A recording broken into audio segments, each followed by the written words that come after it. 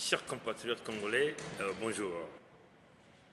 Je suis encore venu auprès de vous aujourd'hui pour vous donner quelques informations le plus rapidement que possible.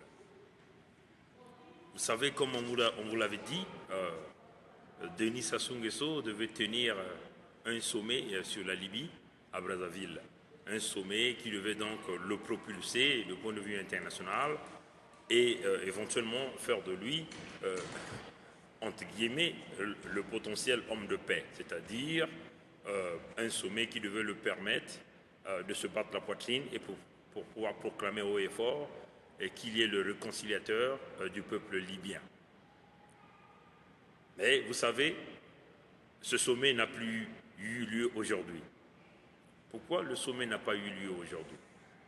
Éventuellement, c'est comme on l'avait évoqué les jours passés, nous nous sommes posé des questions de savoir comment ça fait-il, on va vouloir donner un sommet sur la Libye qui devait être organisé par Sassou Nguesso, alors que le Congo-Brazzaville n'était même pas frontalier avec la Libye. Vous voyez? Donc ça a suscité plusieurs problèmes. Mais vous savez, les vrais acteurs de la Libye, et notamment quand nous essayons de voir le chef de gouvernement d'Union nationale en Libye, notamment au nom de M. Fayez El-Sarraj, et aussi notamment son opposant, si vous voulez, le maréchal Khalifa Haftar, se sont dit non à aller chez Sassou Nguesso. Vous voyez, ils ont dit Sassou Nguesso n'a pas la légitimité, parce que Sassou Nguesso a été là quand la Libye était en train de se briser. Sassou était là comme quand le colonel Kadhafi se faisait assassiner. Ils n'ont jamais essayé de sauver le colonel Kadhafi, vous voyez. Ils ont laissé la Libye aller sous cette destruction que nous connaissons tous. Vous voyez. Donc, les Libyens ont boudé Sassou Nguesso. Vous voyez, ont boudé Sassou Nguesso. Donc, son fameux sommet, malgré son titre falsifié qu'on lui a confié par l'Union africaine, parce qu'avec ce fameux syndicat de chefs d'État africains, des dictateurs africains qui ne font que voler l'argent de leur population, avait donné un titre falsifié à M. Sassou Nguesso pour essayer de rehausser sa cote de popularité. Malgré ce titre, les Libyens eux-mêmes ont dit non. Les Libyens eux-mêmes ne veulent pas que Sassou Nguesso soit celui qui va essayer de parler de les affaires de la Libye, parce que Sassou Nguesso ne représente pas le modèle, parce que les Libyens l'ont même dit, lui-même, il a incarcéré tous les opposants chez lui, il a mis le pays en répression, il a tout pillé dans son pays. De quel exemple de médiateur ou de réconciliateur il veut vouloir nous montrer? Donc, vous voyez, c'est comme on l'avait dit, on l'avait dit dans les jours passés, pourquoi on ne donnerait pas à l'Égypte, parce que l'Égypte a une très grande frontière avec la Libye. Pourquoi on ne donnerait pas au Tchad? Vous voyez, mais éventuellement c'est fait. Vous voyez, les protagonistes du conflit libyen se sont décidés d'aller en Égypte auprès du général Sisi, donc le président égyptien. Vous voyez, ils vont aller en Égypte pour essayer de discuter ensemble, essayer de trouver des solutions ensemble sur le problème de la Libye. Les protagonistes du conflit libyen, je le répète, se sont décidés d'aller en Égypte et non à Brazzaville. Vous voyez, non à Brazzaville. Ils ont refusé Brazzaville. Ils ont dit pas Sassou Nguesso. Malgré le titre falsifié que Sassou Nguesso a eu, les promoteurs libyens ont dit pas question. Malgré ce que la France a voulu faire pour essayer de pistonner Sassou Nguesso, on a dit à Sassou Nguesso, niet, pas question. Vous voyez? Donc, si vous voyez, le chef du gouvernement d'Union nationale de la Libye, notamment au nom de M. Fayez El-Sarraj, et aussi son opposant, qui est le maréchal Khalifa Haftar, ils se sont décidés de se retrouver en Égypte auprès du président Sisi, le général Sisi, pour essayer de discuter comment ils vont essayer de ramener la Libye dans une période de paix et aussi de reconstruire la Libye. Vous voyez? Donc, les Libyens eux-mêmes ont boudé Sassou Nguesso. Donc, son sommet qu'il avait déjà programmé, que son ministre des Affaires étrangères, Ngakoso, avait prononcé en grande pompe, ça n'a pas fonctionné. Les Libyens eux-mêmes ont dit non à Sassou Nguesso. Vous voyez? Donc, malgré que ce fameux syndicat de chefs d'État africains de l'Union africaine ont voulu essayer de pistonner Sassou Nguesso, Niet Sassou Nguesso a reçu encore un autre koto, comme on dit. Voilà, on lui a donné ça là, koto, on l'a donné ça à Sassou Nguesso, vous voyez.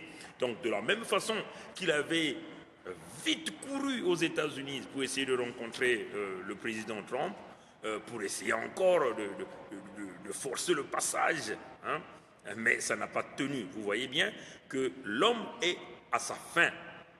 L'homme est à sa fin. Plus rien ne tient à ce homme-là. Et encore une autre information que nous voulons vous dire ici.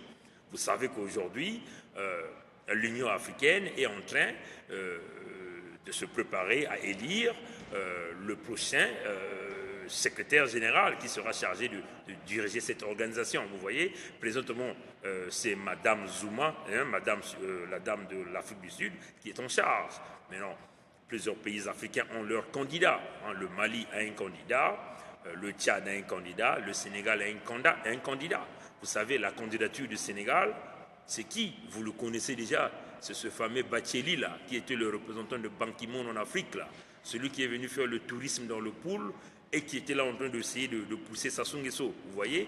Donc, Bathily, c'est un peu le candidat que les Sassou Nguesso sont en train d'appuyer, éventuellement, parce que connaissant déjà Bathily, donc Bathily va essayer de maintenir ce fameux titre-là à Sassou Nguesso et essayer de pousser que vraiment ce sommet sur la Libye se tienne toujours à Brazzaville, vous voyez. Mais nous ne pensons pas que ça va marcher. Nous savons que Bathily, s'il est appuyé par Sassou, éventuellement il est appuyé par tous ces pays-là qui font partie du complot qui se passe au Congo-Brazzaville, vous voyez. Mais ça ne marchera pas. Ça ne marchera pas. Et puis, Bathily est aussi appuyé par le Mauritanien, vous voyez, le Mauritanien qui avait remplacé, qui a remplacé, je crois, le général Mokoko comme représentant de l'Union africaine en République centrafricaine. Et ce monsieur-là avait reçu beaucoup d'argent de la part du Congo. On parle même de plus de 500 000 dollars, 500 000 ou 500 millions de dollars, comme ça qu'on parle. Et ce sont eux qui sont en train de soutenir la candidature de Bathily, vous voyez. Donc, c'est une façon de vous dire que Sassou veut se faire très important. Mais ce qui est encore à vouloir révéler au peuple d'Afrique, ici, c'est que le plan de Sassou, ce n'est pas seulement d'essayer de le propulser de point de vue international, mais il veut gérer l'Afrique, c'est-à-dire il veut essayer de briser des pays qui sont frontaliers à la Libye, comme par exemple le Tchad, par exemple. Comme par exemple chez Idriss Déby là-bas, l'objectif de Sassou, c'est essayer de remplacer Idriss Déby, parce que comme vous voyez déjà, les positions de Idriss Déby sont déjà très claires avec le franc CFA. Donc, Sassou, éventuellement, avec ses amis que vous connaissez, que je n'ai pas envie de citer ici, voit maintenant que Idriss Déby devient un danger, parce que Idriss Déby fait maintenant une promotion contre le franc CFA, vous voyez. Et donc, Sassou, c'est ce joueur-là qu'ils ont trouvé, essayer de rentrer du côté de la Libye pour essayer de briser le Tchad, donc éventuellement mettre quelqu'un qu'ils vont contrôler. Donc, voilà pourquoi ils sont en train de tout faire pour essayer de maintenir Sassou là comme celui qui est chargé d'apporter la paix à la Libye. Donc ça ne passera pas parce que les Libyens eux-mêmes ont dit non, ils ont dit niet, ils ont dit ils préfèrent que l'Égypte soit le médiateur, ils préfèrent que l'Égypte soit le pays qui va essayer de réconcilier les Libyens. Et éventuellement, ils ont parlé certainement de la semaine prochaine, les deux promoteurs, notamment le chef du gouvernement d'union nationale et le général et le maréchal Khalifa Haftar, et éventuellement le chef du gouvernement d'union nationale, c'est Fayez El-Sarraj. Donc ils iront en Égypte au lieu de venir chez Sassou Nguesso. Donc voilà un peu les grandes informations que nous tenons à vous faire passer aujourd'hui. Donc on répète, le sommet de Brazzaville que Sassou avait prononcé en grande pompe, ça n'a pas fonctionné parce que les promoteurs libyens ne veulent pas que Sassou soit là. Sassou est accusé de pouvoir mener la répression au niveau de Brazzaville, de pouvoir arrêter tous les vrais opposants au Congo-Brazzaville. Sassou est accusé de pouvoir piller, tuer les populations, de pouvoir mener la répression dans tout le pays, éventuellement prendre le peuple en otage et dans un état de siège, vous voyez. Donc Sassou ne peut pas représenter le modèle. De la même façon que Sassou a été boudé aux États-Unis, il est reparti la queue entre les jambes et les Libyens lui ont aussi donné ce que nous appelons généralement au pays dans notre langue, dans nos langues, koto. Vous voyez, quand on dit koto, on fait ça koto, on veut dire que, en tout cas, on t'a eu ça, on t'a pigé, on t'a poussé, on t'a donné, on t'a niqué. Vous voyez, donc, chers compatriotes africains, démocrates du monde entier, ce n'est pas pour rien que nous sommes en train de dire que Sassou Nguesso est devenu dangereux, non pas seulement pour le Congo-Brazzaville, mais pour la sous-région, pour la sous-région. Et même là, ce n'est pas seulement la sous-région, parce que s'il commence à aller au niveau de la Libye, ça veut dire qu'il devient aussi dangereux pour l'Afrique.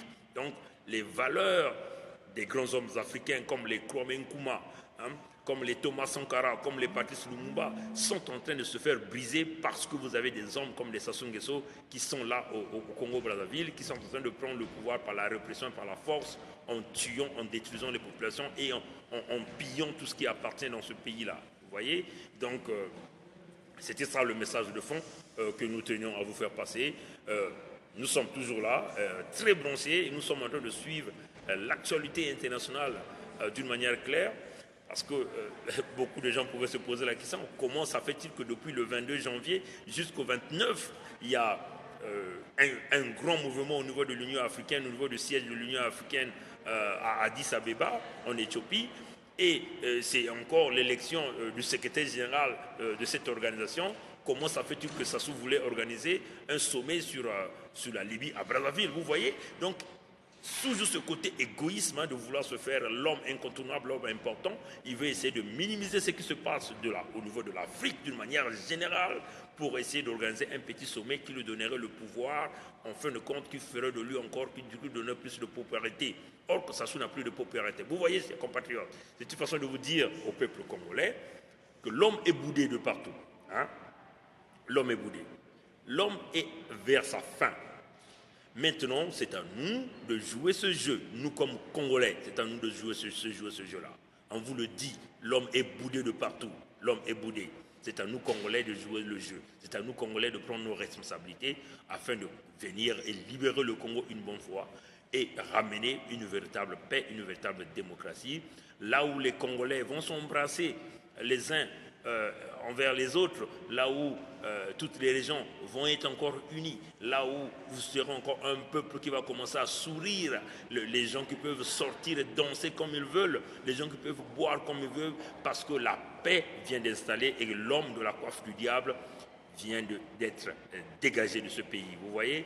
Donc, c'était ça le grand message d'aujourd'hui. Et nous sommes branchés et soyez branchés. Nous continuons à suivre l'actualité internationale, l'actualité d'Afrique, l'actualité de notre pays, l'actualité de notre sous-région, l'Afrique centrale que nous aimons tant. L'Afrique centrale que nous aimons tant. Il faut libérer l'Afrique centrale des dictateurs. Excusez-moi, des dictateurs. Vous voyez, l'ancien président ghanéen je crois, Jerry Rawlings, l'a dit, il faut libérer l'Afrique. Il faut libérer l'Afrique de ces dictateurs-là. Vous voyez, au Ghana, il y a plusieurs présidents qui se succèdent, vous voyez, mais jusqu'à aujourd'hui, les Biya, les Sassou Nguesso sont toujours là. Ça pousse à réflexion, ça pousse à réfléchir. Et ils sont là, ils veulent maintenant léguer le pouvoir à leurs enfants, vous voyez. Donc, chers compatriotes, restons vigilants. L'heure est là pour nous. Et ceux qui sont à Brazzaville, l'heure est là pour nous. Le temps est arrivé. L'homme, il est boudé de partout. L'homme, même ceux qui le soutenaient, ceux qui ont essayé de le pousser, notamment la France, qui a essayé de le pousser, maintenant là, ils se rendent compte qu'il faut peut-être essayer de reculer. Parce que tous les voyants sont en rouge, vous voyez, tous les signaux sont en rouge, vous voyez, et nous pensons que la fin arrive, la démocratie va arriver, la paix va arriver au Congo. Voilà un peu le message que nous tenions à faire passer aujourd'hui, et nous pensons que vous nous suivez et nous continuons à être branchés. Merci, bonne journée, je dois repartir travailler. Voilà, c'est le travail ici. Au revoir.